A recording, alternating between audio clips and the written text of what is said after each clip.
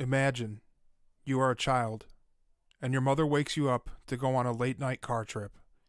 You are excited to be going on an adventure with mommy. You are sitting in your car seat, watching the trees fly by as you wonder where you will end up. All of a sudden, the car stops. Mommy gets out, and you are left there with your brother as the car slowly slips away into darkness. With your last gasping breath, your last thought is Mommy coming to save us? Welcome to Find Me in the Dark, a podcast covering all things true crime. This is episode 20, Who Will Cry for the Children? The Susan Smith story. Find me in the dark.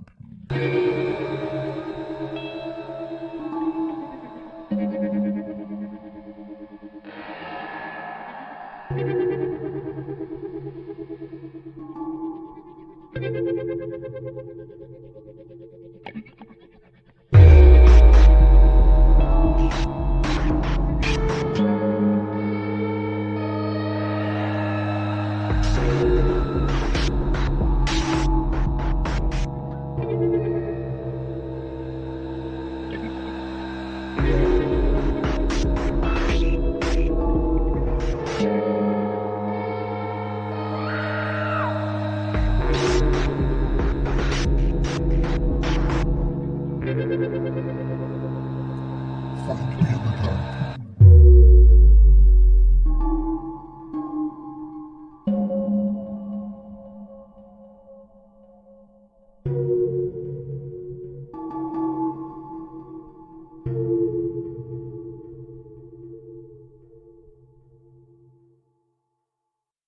Find Me in the Dark contains graphic content that may not be suitable for all listeners.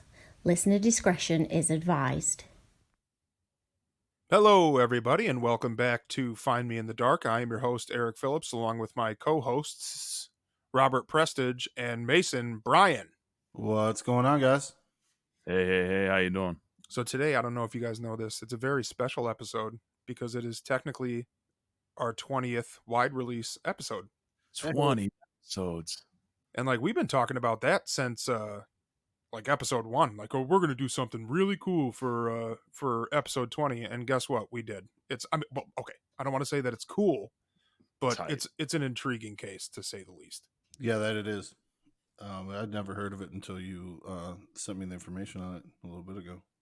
Yeah, dude. It's just one of those things that I had heard about a long time ago, before doing a true crime podcast was even a thought in my brain.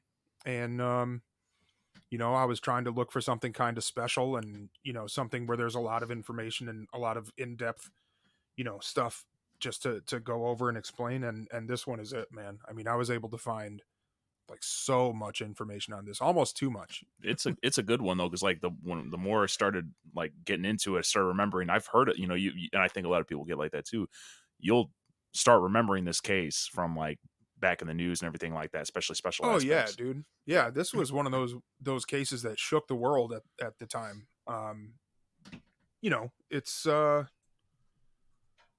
It's just one of those stories. Everybody. Oh, by the way, it's about Susan Smith. I probably should have said that at the top of the episode.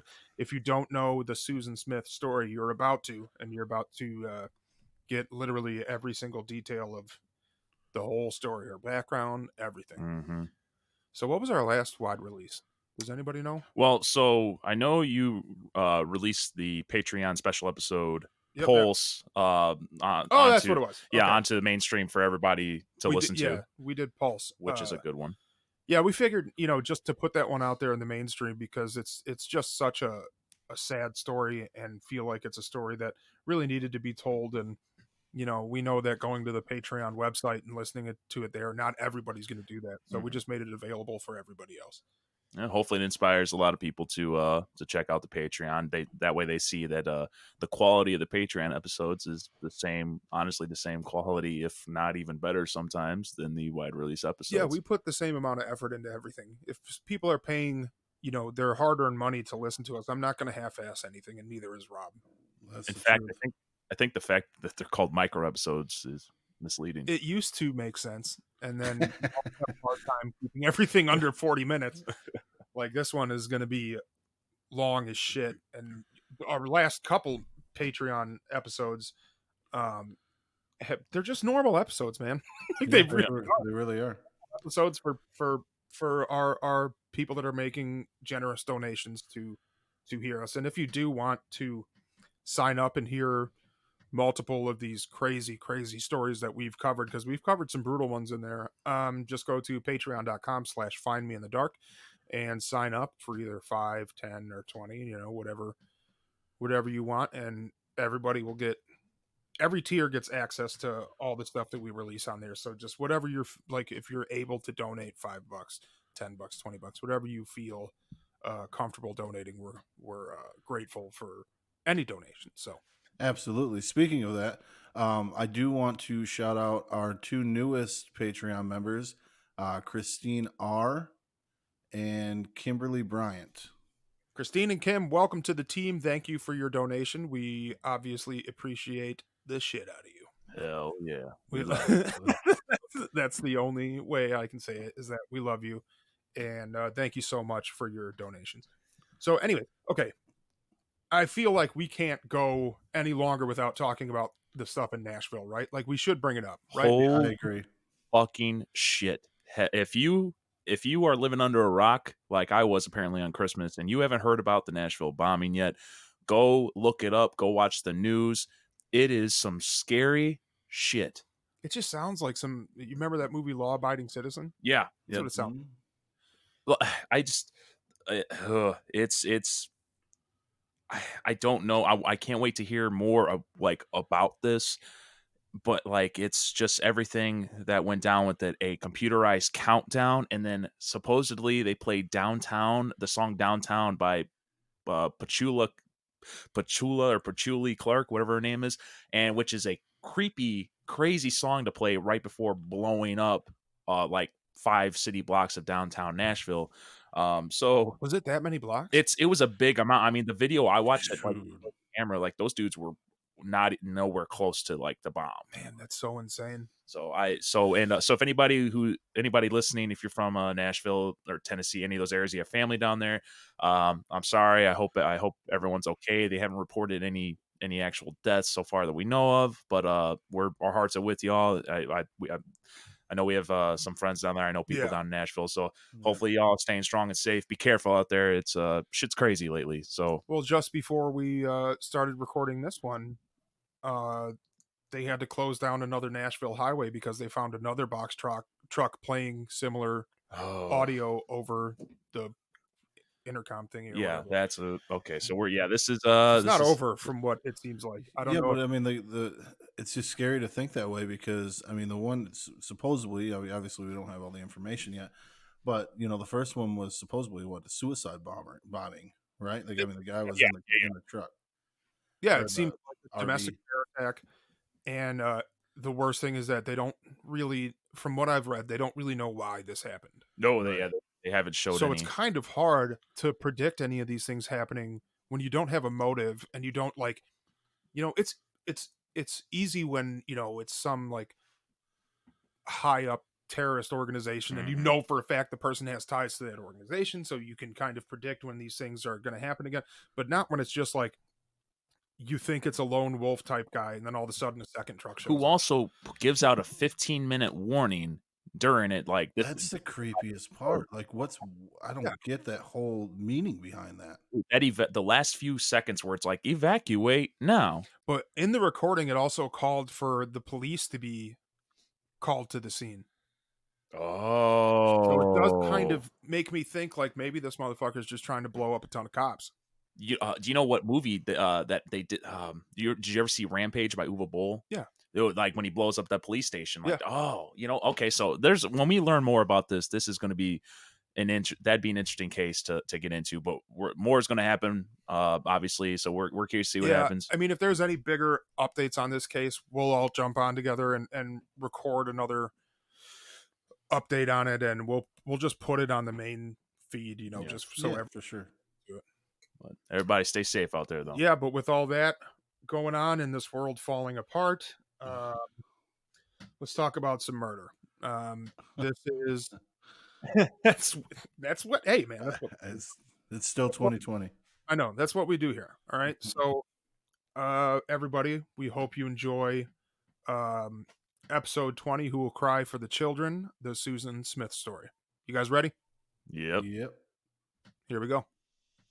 Susan Leigh Smith was born on September 26, 1971, in Union, South Carolina, making her the youngest of 3 children to parents Linda Sue Harrison and Harry Ray Vaughn. Right off the bat, Susan's life went careening off the rails when her mother and father abruptly ended their marriage when Susan was only 7 years old. But that wasn't the end of the tragedy in this family. It was only the beginning. 5 weeks after the divorce, Susan's father, Harry Vaughn, took his own life. Susan had experienced a lifetime of pain all crammed into a brief 7-year period. She was absolutely devastated and did not have the coping skills to be able to properly grieve for her father. This was such a traumatic event for Susan and a complete devastation to the family. Susan's mother was making an effort to raise Susan on her own, but we all know that is no easy task. According to childwelfare.gov, children that are raised in a single-parent household are abused at nearly twice the rate of households with both parents. This was no different for Susan. Only weeks after her parents' divorce, Susan's mother, Linda Sue, remarried to a man by the name of Beverly Russell. Things immediately began to change after her mother remarried. Beverly was a very prominent and successful local businessman. Shortly after their marriage, Linda and family moved from their small house to Beverly's much larger home in a secluded, more distinguished part of Union. Everything seemed to be going in a positive direction. Susan was performing well in school and making friends, but what was going on behind closed doors is a much more disturbing reality. At the young age of 13, Susan made her first attempt at taking her own life. Something wasn't right. The traumatic event of her parents' divorce, her father taking his own life, and then being thrusted into a new life with a man she didn't know, was proving to be too much for a young Susan to handle. Later into her teenage life, Susan seemed to be making a turnaround. As a junior in high school, she was voted to the position of president of the Civitan Club, a club that was solely focused on giving back to the community by doing volunteer work. Underneath her smile and laughter, Susan had a secret, and she couldn't keep it buried any longer. When she was only 16, Susan confessed to her mother that her stepfather, Beverly, had been sexually assaulting and molesting her. Susan reported the abuse to the Department of Social Services, resulting in Beverly moving out of the house for a period of time. The report fell upon deaf ears, and there was no real punishment for Beverly. He moved back into the house, and the molestation continued, as if nothing had ever happened. Susan felt hopeless, but decided she would still try to live her life as best she could. When Susan was a senior, she was voted by her classmates to receive the Friendliest Female Award. She was known for being extremely helpful and friendly to her fellow students. But the abuse was too much to handle, and Susan decided to speak up once again, and this time she chose to talk to her high school counselor, who then filed another report to the Department of Social Services. Susan's mother, Linda, was furious with Susan, saying that reporting the abuse at the hands of Beverly could severely damage the family's reputation. Susan was shamed and manipulated by her mother and eventually decided to not press charges against Beverly, and just like that, the entire thing was swept away like nothing had ever taken place. Linda was more concerned with the family image than she was with the literal molestation and sexual assault of her own child. While trying to finish out her senior year and attain some sort of normalcy, Susan got a job at the local grocery store where she would work her way up from a cashier to the bookkeeper. At this time in her life, she was sexually active with 3 men, her stepfather Beverly, a younger co-worker, and an older married man who also worked at the store. She fell pregnant and assumed the married man was the father, so she approached him with this information and hoped he would be with her and raise their child. Unfortunately, this was not his reaction. He immediately ended their affair and told Susan they were never to speak of this again. Susan, not knowing what to do, aborted the child and tried to move on with her young life. The pain of the breakup and the abortion was too much for Susan to handle. She attempted to take her life for the second time by overdosing on Tylenol and aspirin. She was treated in the hospital and released a short time after. A few years later, Susan began to form a relationship with another coworker named David Smith. David was a high school friend of Susan, and the two got along incredibly well. There was only one problem. David was already engaged to be married. Once again, Susan became pregnant, but this time, the result would be different. When she told David, he broke off the engagement and focused on Susan and his relationship and family. Susan and David married on March 15th of 1991 and moved into David's great-grandmother's house. Much like Susan, David had family struggles as well. Only 11 days before the two were married, his brother passed away from Crohn's disease. David's parents were devastated by the loss of their son. His father attempted suicide, and his mother ended up leaving Union and moving to another city. There was no honeymoon when it came to this young couple's marriage. Most of the early years were spent consoling each other and sharing their family trauma. Not long after they were married, the two welcomed their first child into the world. On October 10th, 1991, their son, Michael Daniel Smith, was born. With all of the darkness Susan and David experienced, Michael was a single, shining light that brought happiness back into their lives. They felt an overwhelming amount of love for Michael and showered him with affection and attention. While they were both ecstatic at the idea of raising a child, their marriage was still not easy. Susan was materialistic, and in order to live a certain lifestyle, she found herself consistently borrowing money from her mother, Linda. David was not happy with this situation. He found Linda to be a very controlling and overly involved woman. She was constantly telling Susan what to do, especially when it came to raising Michael. This made David absolutely furious. He knew about the past abuse Susan experienced and did not want a life like that for his beloved son. It was all too much for David. He had had enough, and the couple decided that a separation may be what's best for their young son, so in March of 1992, they officially separated. They tried again and again to mend their marriage, but Susan began dating a former boyfriend from work, which obviously halted any chance of rekindling their relationship. In November of 1992, that would all change when Susan confessed to David that she was once again pregnant with his child. With the knowledge of another member soon to be joining their family, David and Susan put their differences aside and got back together. Unfortunately, they had no choice but to borrow money from Linda once again to be able to afford a down payment on their first real family home. They thought buying a house would change things for the better, but they were wrong. Susan continued to distance herself from David and complained the entire 9 months about being pregnant. With the distance between them growing every second of every day, David's eyes began to wander. He found love and attention in another woman who happened to be his coworker. David came clean about the affair, and once again the two separated. On August 5th, 1993, their second son, Alex Tyler Smith, was born. The birth of their child once again brought the couple back together, but this time it didn't last. In just 3 weeks, David moved out of the home once again, but this time it was for good. The two both agreed that their relationship had come to an end. Despite no longer being married, Susan and David remained civil and seemed to both be very warm and loving parents who genuinely loved having a family. While the co-parenting was going well, Susan did not want to continue working with David. Seeing each other every day was stressful for the both of them, so to avoid any further problems, Susan took a job as a bookkeeper at the largest employer in the area, Conso Products. After a while of working for Conso and excelling in her position, she was given a promotion to the prestigious position of Executive Secretary of the CEO of Conso, J. Carey Finley. While working for Carey, she grew closer to his bachelor son, Tom Finley.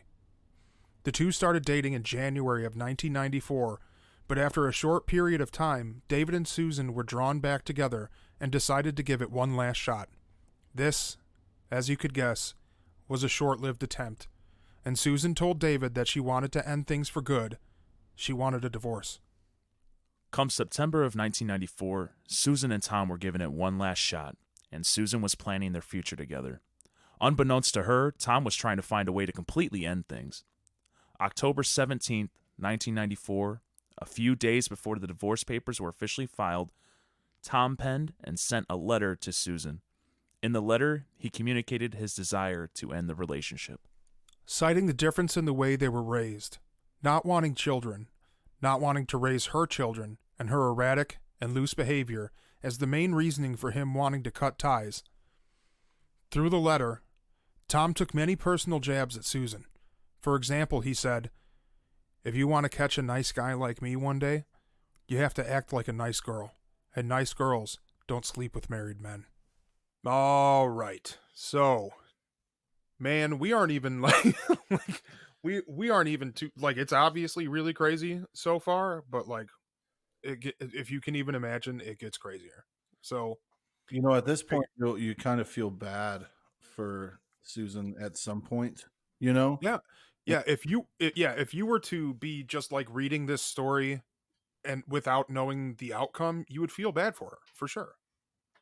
Yeah, it's it very disheartening. I mean, obviously with her past, it's just kind of honestly surprising that this isn't even the crime we're talking about. All the things she's Right. gone through and with the abuses, and it's well, like you just said, it's kind of you feel bad for her a little bit, Yeah. but that's the point. Yeah, this kind of like is where that argument comes in, where the nature versus nurture thing. Mhm. Like obviously from what we've talked about so far, Susan's really tumultuous early years. Up at you know 7 years old.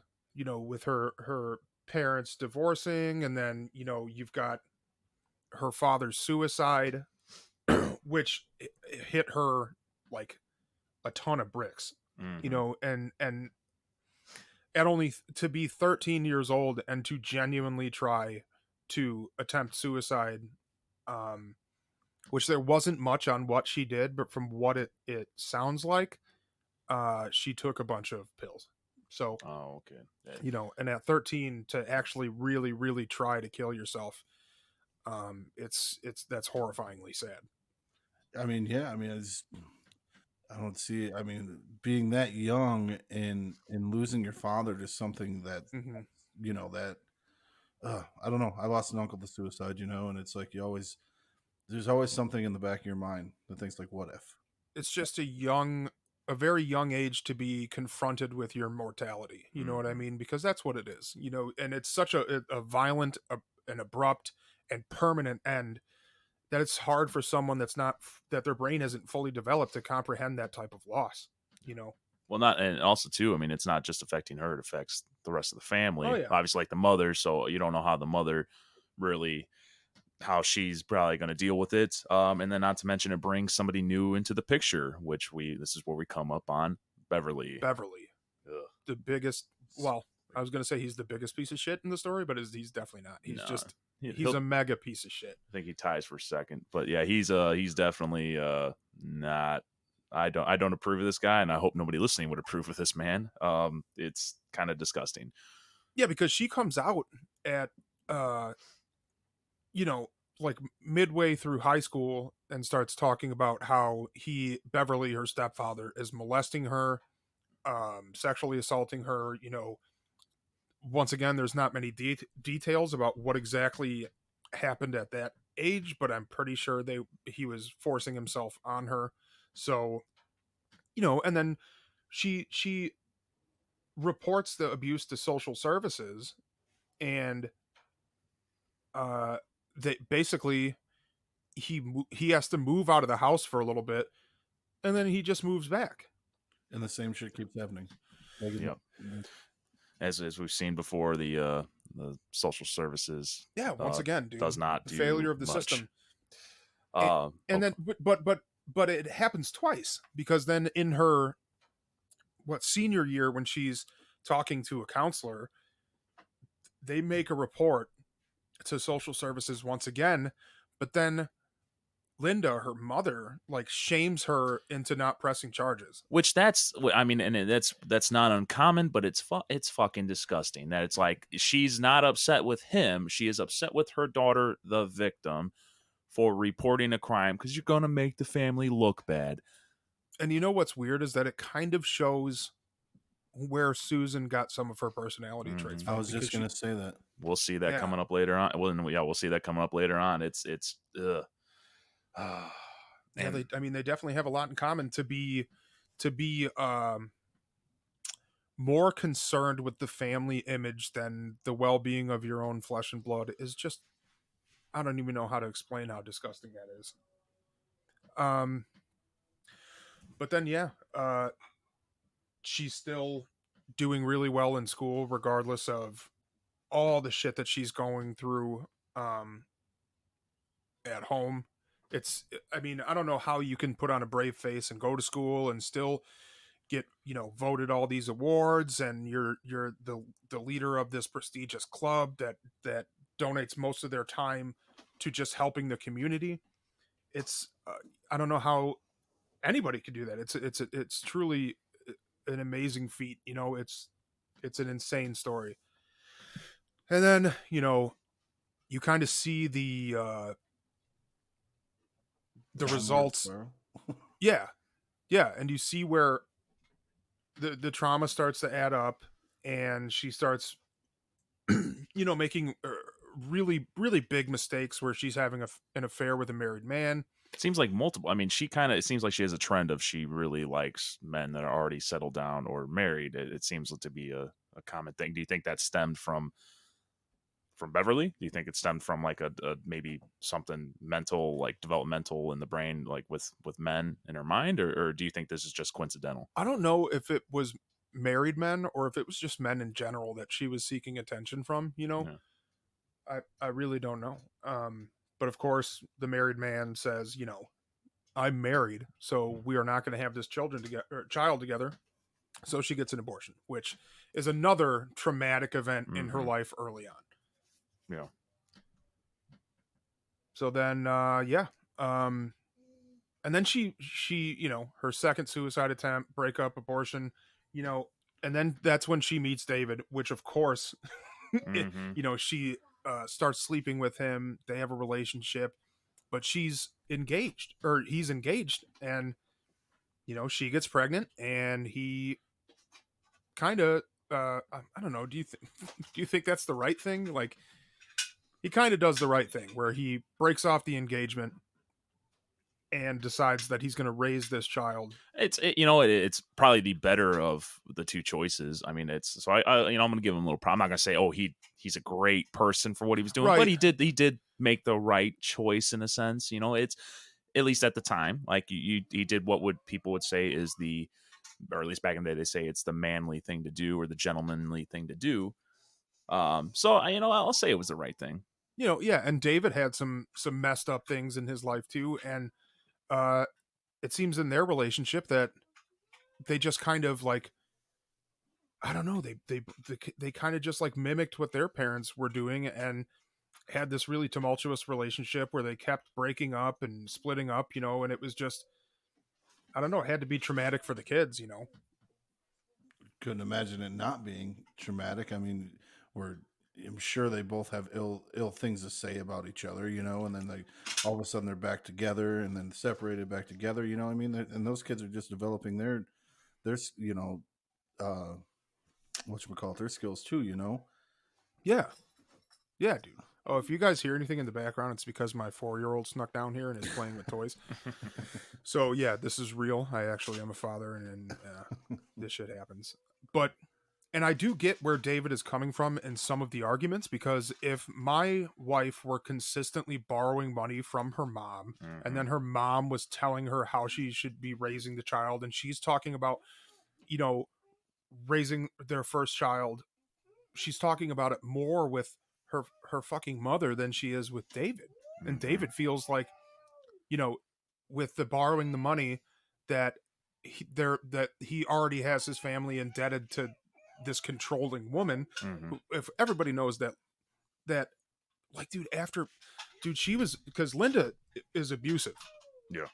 You know what I mean? Like, she let all this sexual assault happen to her child, and now finally she Susan marries David and is going to get out of the house, but still, dude, she's got that hold. Linda has that hold on Susan, and of course with the money borrowing, and Susan being a materialistic person and always being in debt towards Linda. Linda feels like she has some sort of control over the family, and that is not what David wants. Whew. I don't think any man wants that. Yeah.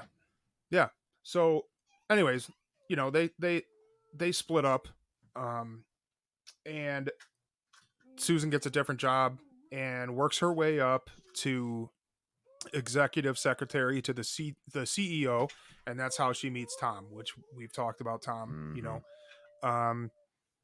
and she's dating Tom during the divorce process, and then she thinks that she's going to have a future with this guy, and then he writes like the meanest letter. Yeah.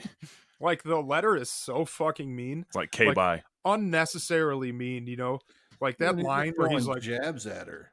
That's what I'm saying. Yeah. He says, "Oh, if you want to catch a nice guy like me one day, you have to act like a nice girl. Nice girls don't sleep with married men." Boom, pow, fucking drop mic. Yeah, dude. Like, hey, bro, like just say it in person. Do you have to write a letter? Like that's like the 1990 whatever it was 4 or whatever 93 equivalent of like texting somebody and be like, "Okay, bye, we're done." Absolutely, it is. But that's where we are so far, and now we're going to get into just the aftermath of everything leading up to this. I mean, with her background.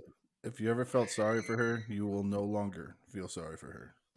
Right, we're gonna change your opinion on this woman real quick. No, we're gonna fuck your whole world up. Yeah, it's definitely just beware. It's gonna be a tough few minutes here. So let's just go ahead and get into it. Susan was absolutely heartbroken by the letter Tom had written. She was caught completely off guard.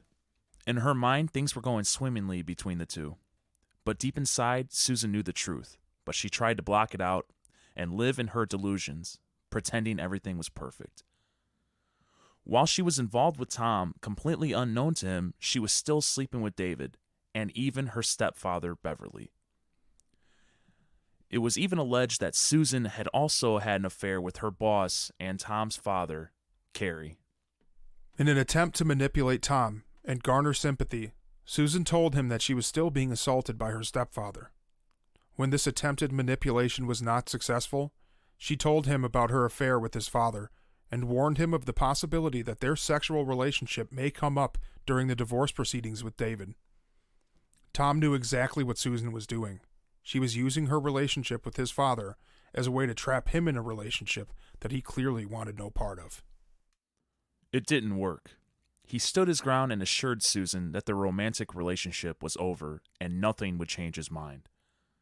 Susan's behavior grew increasingly bizarre, and on October 25th of 1994, Susan spent the majority of her workday constantly going over the breakup with Tom in her mind. She couldn't take it anymore and decided to leave work early. She picked her children up from daycare and stopped to talk to a friend in the parking lot. She told her friend that she had confessed to Tom that she had slept with his father, but she did not get the reaction she had expected. She talked her friend into watching the boys for a while she made one final attempt at getting Tom back. She walked into Tom's office and confessed that everything she had told him about the relationship with his father was a lie. Tom quickly got up, unfazed by this new information, and escorted Susan out of the office.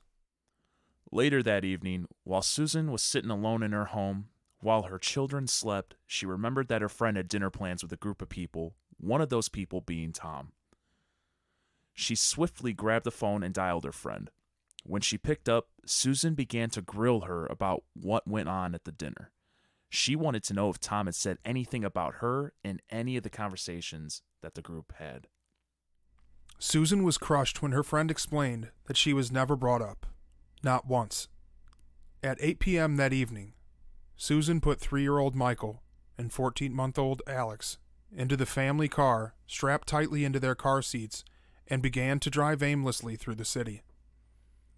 She began to head to her mother's house, but ultimately changed her mind. All of the trauma, pain, abuse, and rejection in her life had culminated to this very moment. She drove the boys to John D. Long Lake, parked the car on a ramp in front of the lake, got out, put the car in drive, and watched as her two helpless little boys rolled into the lake and slowly sank out of existence. After the car was completely out of view, Susan ran to a house near the lake and furiously pounded on the door. The owners of the house, Shirley and Rick McLeod, quickly answered. Susan began to tell them the story she had conjured up in an attempt to free herself of any suspicion or blame. She explained that she was at a stoplight when a black man with a gun jumped in the passenger side door and forced her to drive at gunpoint. After they had driven for some period of time, he told her to stop and get out of the car. She then explained that she stopped and got out of the car, and the man told her he would not hurt the children, before driving off with the screaming young boys in the back seat. She stuck with the story for over a week, 9 days to be exact. She explained to law enforcement and everyone else that her sons had been abducted. After hearing the news, David rushed to be with Susan and offer his full support. The lead investigator on the boys' disappearance, Sheriff Howard Wells, decided the first step in the investigation would be to clear the parents of guilt. He decided to have both parents undergo a polygraph test. David was cleared, with his results showing no signs of deception, but Susan wasn't so lucky. Her test came back inconclusive. With Susan not passing her polygraph test, Sheriff Wells decided to test her multiple times over the 9-day investigation, and through those 9 days, her story began to change rapidly.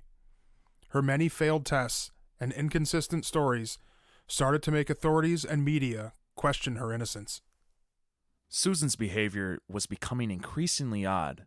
She cared more about her appearance on camera than she did about the whereabouts of her two children. Multiple times, Susan broke down in front of the camera, hysterically sobbing and wailing, but there was one big problem. Her eyes were completely dry. Not a single tear had fallen for her two lost boys. Her story had some serious holes in it, like the red light, for instance. She said there were no cars around at the Monarch Mills stoplights at the time of the carjacking and kidnapping. The problem is, the only time the light would turn red and continue to stay red is if there were cars driving through the green light. So right there, the detective's suspicion grew. Every time she told the story, some small detail would change. It no longer made sense. The authorities continued to press Susan until on November 3rd, after she appeared on CBS This Morning with David, she found herself being interrogated by Sheriff Wells once again, but this time was vastly different from her previous interrogations. Wells immediately told Susan that he did not believe her story one bit and that it was time to tell the truth. He explained all the little details, like the red light, that just didn't add up. After realizing that Wells was onto her, she took his hand and asked him to pray with her. After the two finished their prayer, Susan began to cry. This time, tears were streaming down her face. This was real. She told Sheriff Wells that she was ashamed of herself and what she had done to her boys. It was like an emotional dam had been broken, and all of the secrets she had been holding in came pouring out. She explained that she went to the lake, planning to drive the car into the water, killing herself and the boys, but at the last minute, she got out of the car and watched as the boys drifted into the water, strapped in their seats, screaming for their mother to save them. She simply watched as her boys, the boys that loved their mother unconditionally, sank into the black, lifeless water and faded out of existence. Sheriff Wells was absolutely stunned at the unexpected confession. After Susan's confession and before breaking the information to the media, Sheriff Wells sent his team down to the lake with the exact spot and the distance the car floated before sinking to the bottom. The dive team found the location and swam down to the bottom. They found the car upside down on the bottom of the lake. As the team gets closer to the car, they notice something in the window. A small hand pressed up against it, as if to be calling for help all this time later. Along with the boys, Tom's letter to Susan was also inside the car, making it quite evident that the reason Susan drowned her babies was because the man she was obsessed over, Tom, didn't want children. She killed her own flesh and blood for a man that didn't love her. An autopsy was performed on the babies, and it was confirmed that both of them were alive when the car was fully submerged. Susan was immediately charged with 2 counts of murder and set to go to trial. After being charged with murder, Susan wrote David a letter where she would apologize for killing their children. In the letter, she complained that nobody was sympathetic to how all of this made her feel. Once again, Susan only cared about how she felt, completely ignoring the fact that she had killed 2 young children for absolutely no reason at all. David read the letter and was completely shocked at what Susan had to say. He could tell she was slipping in and out of reality, and for a short period of time, he actually felt sorry for her. His sympathy didn't last long. After all the gruesome details of the murder came out, and picturing his boys' last moments scared in the dark, drowning to death, wondering where their parents were. Were they coming to save them? Where are Mommy and Daddy? He was horrified that Susan was able to stand there and watch as the car sank to the bottom, with her only motivation being to mend her relationship with Tom Findlay. The trial began, and of course, the defense relied heavily on Susan's upbringing in an attempt to explain away the reasoning behind this crime. The suicide attempts, the depression, extreme mental illness, and finding happiness in the arms of many men were all main talking points for the defense. The prosecution countered the defense by showing that Susan was a narcissist that cared for nobody else other than herself. Her happiness was all that mattered, and she would sacrifice anyone that got in the way of achieving said happiness, including her own children. They showed that the main reason for the murder of her children was so she could appease Tom Findlay and have no children to stand in the way of their relationship, regardless of Tom wanting nothing to do with her. Susan was absolutely stone-faced during the majority of the trial, except when the boys were mentioned, which would be followed with crying spells and rocking back and forth, as if she hadn't yet accepted the fact that she is the one that took them away. After both sides rested, the jury began their deliberation, and after only 2.5 hours, they returned with a verdict. Susan Smith was found guilty of 2 counts of murder and was sentenced to 30 years to life in prison with the possibility of parole in 2025 when she will be just 53 years old. David has made a promise to himself and others affected by the tragedy to attend every single parole hearing and do everything in his power to keep her behind bars for the rest of her natural life.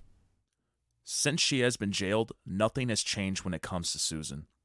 2 corrections officers were punished for having a sexual relationship with Susan, which came to light after she tested positive for a sexually transmitted disease while serving out her sentence behind bars. Michael and Alex Smith were laid to rest together forever in the same casket in Bogensville United Methodist Church Cemetery on November 6, 1994. They were buried in the plot next to their uncle, David's brother, Danny Smith. Okay, so that is the full story. I kind of feel like this is probably the darkest one we've done in a while. Mm-hmm. I definitely agree with you there. If you're a parent or an aunt, an uncle, or just an overall good person, this story probably messed you up a little bit, because I know that when I was writing it, I was tearing up because I just can't imagine just watching your kids sink into the water knowing that they don't have a way to get themselves out. So let's just go over a little bit of what we've talked about so far. Susan's pursuit of Tom Findlay was obsessive, right? Mm-hmm. Overly obsessed. Overly, right. Like, just the fact that she literally picked her kids up from daycare and then was like, hey, to her friend, can you watch my kids for a little bit longer so I can go just harass this man at his place of work? Like, the fact that that thought even goes through her mind shows that she's just delusional. Well, and just before that, she had called her friend because they had like a dinner together, Right. Yeah. and she was freaking out because her name didn't get brought up. Come on. Yeah, and that stuff happens in movies. Like, Oh, yeah. you went out to dinner with Derek. Did he say anything about me? Like, are you fucking 17? Well, in movies, I've seen it happen in real life all the time. Right. Like Yeah. and no, actually, now I'm saying it, it's kind of disgusting. Of Like, course it but is. it happens all the time. It's she just can't accept that Tom doesn't want her, and it kind of seems like a this pattern where, you know, she gets men to want her, and then once she has them, it's like, oh, I'm gonna push these people away now. Mhm. And then it's the one guy that she knows for a fact she can't have, and she just can't accept that type of defeat. Mhm. So yeah, she goes to his office and basically just starts doing crazy shit like, hey, remember that time I told you I slept with your dad? Well, that wasn't true. What did she expect to happen? You're supposed to love me after I Yeah, lied to you and told you, and then told you that I lied to you. You're supposed to love me after all that and take me back. it's all supposed to be good now. Hey, I didn't fuck your dad. Can we be cool again? Like, Like, no. What is wrong with you? What is wrong with you to even put that thought in your head that lying about it would be a good idea? And that's just, it's just her history of just straight up delusional behavior. Yep. You know what I mean? I think Mhm. it's she's a narcissist. She's obviously a psychopath, a sociopath. Everybody is just pawns in her game of life. Yeah. And she just needs to be needed by somebody. Mm-hmm. Hit the nail on the head there. I mean, I think. And that's just crazy to me. So okay, after she gets completely rejected by Tom, which, hey, just if you're ever thinking about going over there again, just read the fucking letter again. Just read it again because you made it very clear. And she only kept one thing from that letter. She read the whole thing, but the only part that she held on to was he didn't want kids. Yeah. Oh, damn it, Mason. My phone was on. Mason, I am rookie mistake, Yep. Mason. All right, ladies and gentlemen, my phone was on silent and it's somehow ringing. My grandmother is calling. I love you, Grandma. I hope you listen to this. I'm not answering the phone call. Anyways, we're gonna keep going. Yeah, dude. So she gets this. It says that Tom doesn't want kids, and that's the one thing that she holds on to. But there's other stuff in there, like that. Her behavior is one of the main reasons that he doesn't want to be with her. Not wanting kids is just one part of many reasons. So after Exactly. that rejection from Tom, she claims that she was driving to her mother's house, but I don't buy that for a I was second. gonna say I called bullshit on that Yeah. immediately. And then in her, confession, she says that she went to the lake with the intentions of killing her and her kids, but I don't believe no, that I for don't a either. Bullshit too. goddamn second. Right. At the last second, she gets out of the car and rolls it into the lake. And then not only does she do that, she leaves the lights on so she can watch it sink and make sure that it's gone. So she literally watches this, right? Okay. And then the car is gone. She believes like, okay, it sank to the bottom. So nobody's going to be able to find it.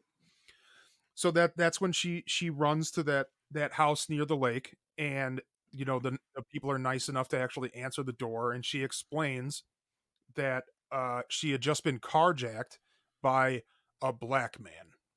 Of course. Yeah. Of course. Here, I mean, and you know what would have been really fucking scary? If she didn't confess to it, and if the cops didn't catch on to the inconsistencies in her story, that they would have found a black guy. Oh, for yeah. sure they would have. You know what I mean? I'm honestly sure. If we probably look more into it, I'm sure we'll find that there was probably harassment of certain black individuals over this case that probably obviously had nothing to do with it. But I'm sure there was probably unnecessary harassment, if not just by the police, but by the general public I'm sure during the search. I'm sure that there would have been, but I think the detectives were really smart in the beginning and administered both parents to a polygraph test, and Susan failed hers. So I think once she failed hers, well, not failed, it's inconclusive, but it might as well be a failure, you know? Mhm. And I think after that happened, they kind of honed in on her, like something is not right in this story. You Nine know, times, right? I think that's what it said. 9 times. it was over 9 days. So I'm sure it was once or twice a day where they did it, Jesus you know, and her story just falls apart. And the detectives were smart enough to go to the intersection where the traffic lights were, and realize that it's based on a sensor. So if there's a red light, it's because on the in the other road through the intersection there's cars coming. Mm-hmm. But what she says is that there were no cars. So then why are you at a red light? Mhm. Because that just doesn't hold any water. It's not. It makes no sense. It just So shows you how quick you can get caught up on something. yeah, Something you so have so your shit. simple. Yeah. Keep that in mind, everybody, if you're listening and trying to crime like Yeah, this. right. Think about the lights. Yeah, and she, and it just shows more of her narcissism, that she thought that she was just smarter than everybody Mm-hmm. and could get away with this shit, and you just can't, Mhm. So, you know, she finally confesses and is basically, like, oh my god, I can't believe I did it. She's putting on the old dog and pony show and trying to get everybody to bite what she's putting out there. So of course they charge her with 2 counts of murder, you know. Um and then they go to trial, a jury trial. The defense starts bringing up the normal things you would bring up. Mhm. If I were her defense team, I probably would have done the same thing.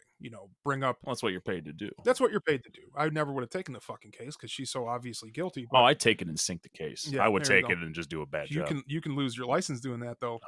Oh. Um, so they bring up her trauma, her sexual assault from her stepfather Beverly, and then just her. I don't know if she was ever really diagnosed mentally ill, because this is early '90s and that shit didn't happen. They were like, "Oh, you tried to kill yourself? Well, feel better." Well, actually, everything back then, believe it or not, in the 90s, it wasn't really mental illnesses. Everything was, which in her case, yes, it was, but everyone else is like, oh, you feel this bad? You were probably molested as a child. Yeah, That was actually the big over like diagnosis and prognoses from psychiatrists and yeah, psychologists. but most of the time they're right. No, a lot That of is times true. there were many cases back in the 90s where it was overdone, where people later grow up and they're like, I actually never was. This was Sure. just but that was the big one. So that was more of everything was just, hey, you don't have a certain mental illness. Right. Somebody was mishandling you. Okay, so the defense gets to plead their case, about the trauma, the suicide of her father, the consistent sexual assault into her adult years by her stepfather Beverly. Mhm. But then the prosecution gets to plead their case, and they start talking about the letter from Tom Finley.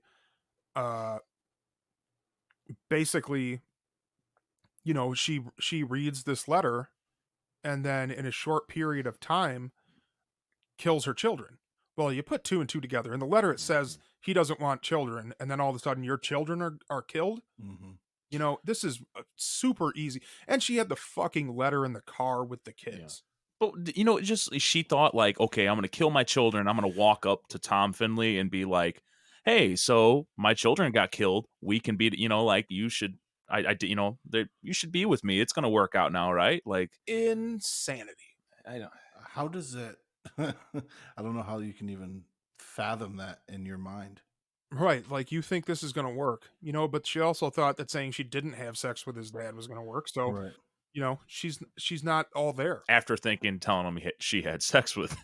Yeah, and the argument for the prosecution is that, in my opinion, I don't know if they use this, but there are millions of people that grow up being abused, molested, and they do grow up with PTSD, and they do grow up to have certain mental disorders, but they don't kill their kids. Yeah. That's the truth. So you can't really tie two and two together, and it also because of the letter, I believe it shows premeditation, Of course. and I think it's just it just shows that you are in the right state of mind. And the fact that she cries after she confesses knows that she knows what she did was wrong, and that's all you have to prove. Do you know the difference between right and wrong? Well, she did. Yep. I think the crying was I mean, even if it's real tears, I No. think it was staged. I don't think it was staged. Really? Here's Okay. my opinion on it. I don't think she was crying for her children. I think she was crying because she got caught. Yeah, like, okay, yep, like, I'm That's in what I trouble think. now. Yeah. uh, Well, that's it. That's the biggest thing with her. We're probably about to bring up. You're probably about to bring up here in a second. And this is the thing I hate the most is why doesn't anybody feel bad for me? right. Like, That was her first response. Even when she wrote that letter to David, like, oh, all these people are grieving for the kids, but what about Susan? which is Nobody gives a shit about you. Fuck you, Susan. Fuck you. Yeah, and so, and then the big thing that the prosecution used was the details of the autopsy, mhm. because they proved which they said that the autopsy proved that when the children's, they said, tiny little heads were completely submerged, they were still alive. Mhm. And that's the nail in her coffin, because there's no team of jurors that's going to hear that and side with you. Yeah. It's just not going to happen. Nope. So the jury deliberates for just over 2 hours. So they probably, it was like 2.5 hours. So they probably watched most of Titanic and then just came out and were like, go to jail, bitch. Yeah. For real. And it's just, and then, Susan's behavior continues this way. Mhm. Okay. She goes to jail and then, she gets a fucking STD. Mhm. How does that happen? Well, 2 correctional officers are investigated and found to have had sexual relationships with her. So she's carrying on this way and somehow is still able to manipulate these idiot men Mhm. to do what she wants. And then, of course, the hardest fucking thing I've had to read and record is that both children were buried together in the same casket, and then buried next to their uncle, who was David's brother that died from Crohn's disease. That's It's just super sad, man. These kids didn't have a fucking chance. no. Zero. Yeah. And of course, she's eligible for parole in 2025. So, Which I saw on a report though. Someone, I don't know if it was misreporting on one, but they said it might be as early as 2024. 2024. Yeah, I saw that too, but I just wanted to read where I saw the most. Yeah, And it yeah, was because 2025. But they said as early as 2024. And I hope they don't better let her never out. fucking David get out. I hope he sticks fighting it, and I hope they don't let her ass out. yeah, I agree with both of you. I really hope that she never sees the light of day again. Mhm. If anything, the most just punishment is to strap her in a car and drive her into the fucking lake. Mhm. Absolutely. That's what it should be. So, guys, that is the Susan Smith story. Like we said, it's a fucking hard one. If you got kids, go hug them and kiss them and tell them you love them. Make sure that they know that you love them every single day and that you would never do anything to hurt them. And also, if you got little kids and they start to frustrate you, just think about how much you love them, and that tomorrow isn't guaranteed. Something could happen to them, and it's just not worth getting frustrated over them being loud or doing kid stuff. Just kind of go get a glass of bourbon, just drink it and put some headphones on. Let the kids be kids. Absolutely. So what do we got coming up? I have no idea. It's we have something coming up that I'm writing right now, but I don't want to spoil it yet because we're talking about this being a sad one, but the next one coming up is going to be bad. So I don't want to spoil it. I don't want to turn people away before they check it out. But you'll know when it comes out. We're sticking on some gruesome things here, so the next one's going to be pretty gruesome. I apologize already. Yeah. Also, we're starting a TikTok today. 3 adult men. Nothing says TikTok like 3 adult men going on there and talking about murder. 3 bearded, dad-bodied we're trying to figure out what it is because I'm actually recruiting my 14-year-old daughter to just like show me how to TikTok. Oh, thank God, because I thought you were expecting me to show you, and No, I had to dude. Google. No, bro. I mean, we're gonna figure it out. We're not gonna do any dancing, okay? I'm very thankful I live 1,200 miles away from this. I know, dude. But we are going to go on there. We're going to do promotion for our episodes, and one of the ideas is to start kind of like a true crime news show. So, like, just maybe once or twice a week, we just discuss like we did with Nashville today. We just discuss in these videos what is happening in the current world and the information that's available, so you guys can get that news in one spot and not have to, fly through all these articles. We'll do it for you. Yeah. And we'll put it all in one spot and you can get your news there. Which, speaking of, if you know anybody, or since we're talking about this and what we're going to be doing, if you have any missing persons reports or recent crime stories you want to send us and you want aired out, this is the perfect time to send it to us. And this would be perfect for us to help get the word out on those. Yeah, you can either direct message it to the Facebook page or you can email us at findmeinthedarkpodcast@gmail.com. Again, that's findmeinthedarkpodcast@gmail.com. And as always, rate, review, and share us with your friends. Try and get us out there. While you're at it, go listen to Crimeaholics. Yes. Homies and Homicide, Tapes from the Dark Side. Just all of these up-and-coming podcasts that do just an amazing job and deserve your attention. Incredible jobs. Incredible. They make us look stupid. That's the truth. But we make ourselves look stupid. That's true. But I'm going to do the Susan thing and blame it on everybody else. Okay. So anyways, guys, thank you so much for listening. We love you all. Rob and Mason, good job today. Thank you. Good job to you too, buddy. Same to you, bub. And Find Me in the Dark is out. See you later. Peace.